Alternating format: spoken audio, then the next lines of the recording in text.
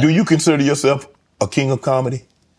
Where the Cat? No, they consider that. Oh, like when after Bernie left, them same three guys I'm telling you about, the Kings. Yeah. Right? Because DL is the greatest. Yeah. There's no DL slander gets tolerated. But they came to me. I was supposed to be the fourth king. I got the offer. Then what happened? But I turned it down. Why? Because you on Bernie.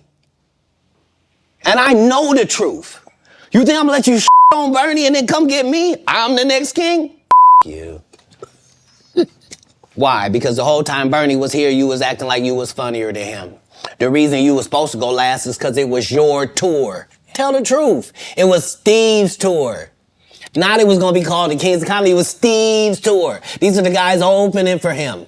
Of course you got to close if it's your tour. That's why it was such a big deal. But you couldn't do it because you can't beat the best.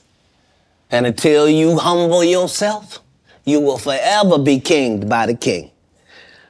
And because you finally did it, because you had no other choice, and now that he gone, you gonna act like he wanted to be a movie star. You stop it. You stop it. That man was funnier than all of y'all, and y'all thought y'all had one over on him. You thought he was black and ugly, and you were good looking, and he couldn't make it because you did. And that ain't the way comedy works. The king is the funniest. Period. Every time. And that's why no audience member was ever swayed. It didn't matter where Bernie went. You think if Bernie went first, he wasn't the king? Get out of here. Get out of here. Get your ego out of this. You let the best be the best, right? Cat Williams, ladies and gentlemen.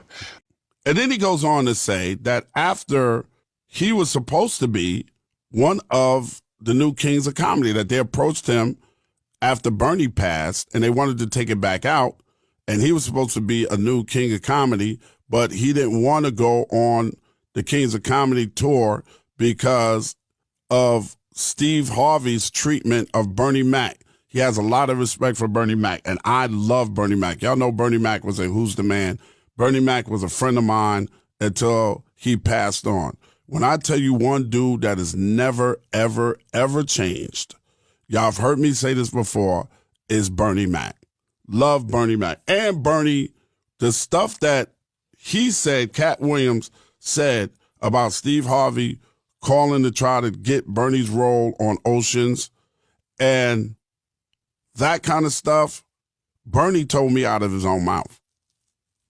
And Bernie, I've known Bernie. Like I said, we did Who's the Man in like 91 to 92. The movie came out in 93. Okay, I met Bernie during the taping of Def Comedy Jam. And I went and said, we need Bernie Mac in this movie. Bernie Mac has never fronted on me. Bernie Mac has never lied to me. I believe Bernie Mac when he say Steve Harvey hated on him.